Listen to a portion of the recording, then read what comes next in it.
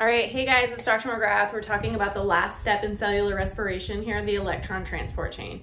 So if you watched my other videos, you know that what we've done so far through glycolysis, the prep step, and the citric acid cycle is make a whole bunch of electron carriers, NADH and FADH too. And those all come over here to the electron transport chain. What I want to point out to you guys is when we have NAD plus turning into NADH, it's not just picking up the hydrogen ion. Remember, it's picking up a hydrogen ion and then 2 electrons to become NADH. If it just picked up the hydrogen ion, NAD plus would turn into NADH plus plus. So it picks up those electrons as well. Just like FADH2 picks up 2 hydrogen ions and the electrons associated with them. So this is our electron transport chain. I want to orient you guys here. You know our mitochondria has 2 membranes. It has the outer membrane and then the inner membrane. And the inner membrane is kind of like all squiggly. Inside there, they call that the matrix of the mitochondria. Between the membrane and the matrix, like between the 2 membranes, is the intermembrane space. So we can imagine that this in here is the matrix of the mitochondria and it's surrounded by a big membrane on the outside. I also want to remind you guys about the composition of a membrane. Remember, membrane is made from phospholipids. It's a phospholipid bilayer. And so there's the phosphate head groups and the fatty acid tails. So the only thing that can cross a membrane without, you know, a protein help or energy being put in is a small hydrophobic molecule because of that hydrophobic fatty acid tails. All right, so I just want to make sure everyone's oriented. This is the inner membrane of the mitochondria that we're talking about, and that's where the electron transport chain is. All right, so we have over here all of our electron carriers that we created earlier in the earlier videos. NADHs, we have our FADH2, all of that. So what happens is our NADH comes and drops off his electrons and his hydrogen ion right here at the electron transport chain. Dropped one of my electrons. So he drops off his hydrogen ion and his 2 electrons there. And then this NAD plus can go back over to glycolysis or the prep step or the citric acid cycle to get recycled back into NADH. So these electrons are here. We have our hydrogen ion. That hydrogen ion is dropped off in the intermembrane space. So our electrons move down the electron transport chain from electron carrier to electron carrier. And as they do, they lose a little bit of energy in each jump. That energy that is lost is used to drive hydrogen ions across the membrane. Remember, hydrogen ions couldn't just get across the membrane.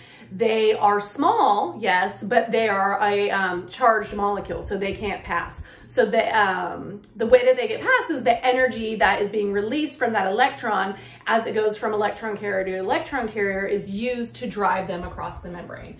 So we had him move across here, and then he jumps down again, and more hydrogen ions go across.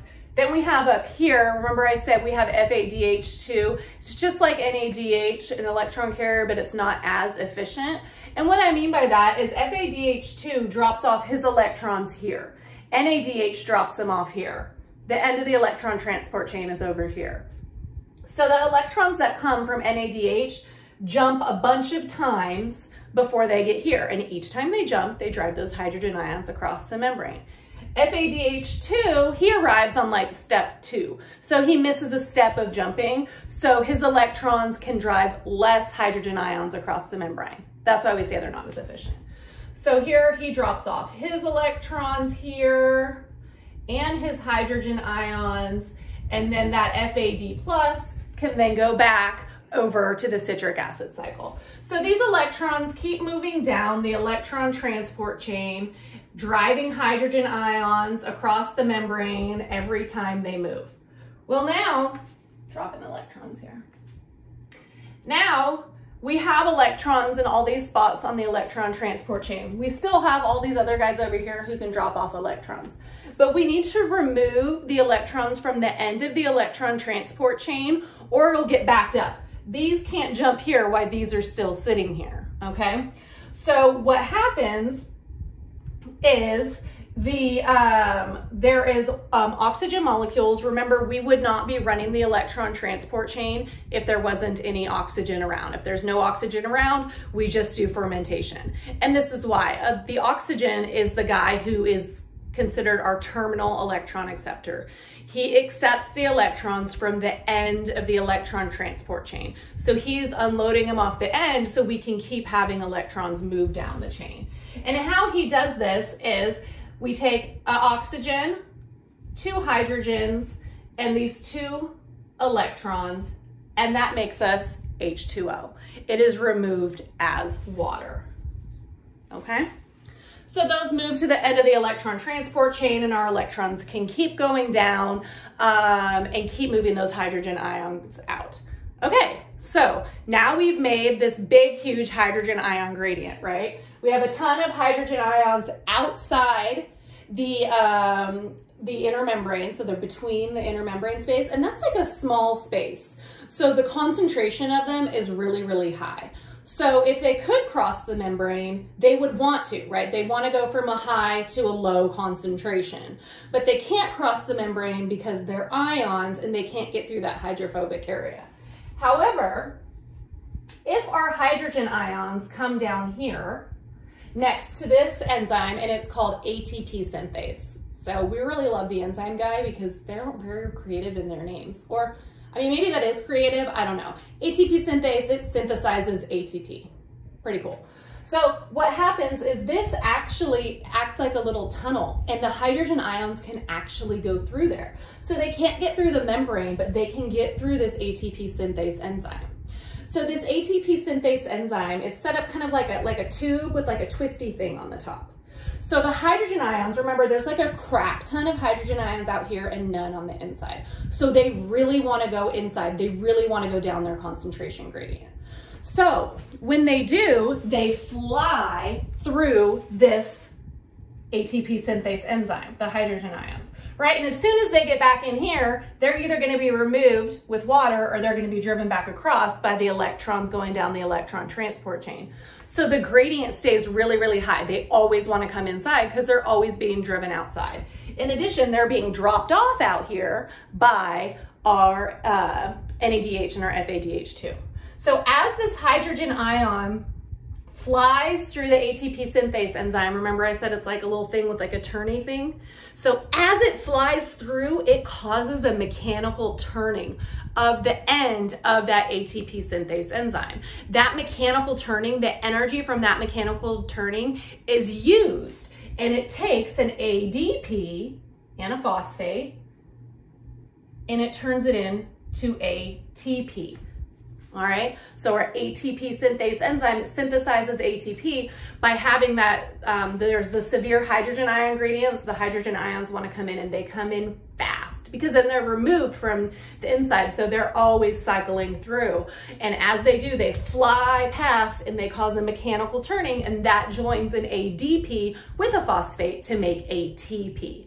So you can see this ATP synthase enzyme is just running because this concentration is always being built. If we didn't have oxygen to remove the electrons from the end of the electron transport chain, no electrons would be moving, right? No hydrogen ions would be driven across the membrane, and our ATP synthase enzyme wouldn't work.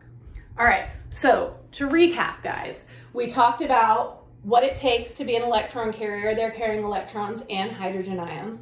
We talked about where this is taking place. We're inside the mitochondria. This is the matrix. This is the intermembrane space.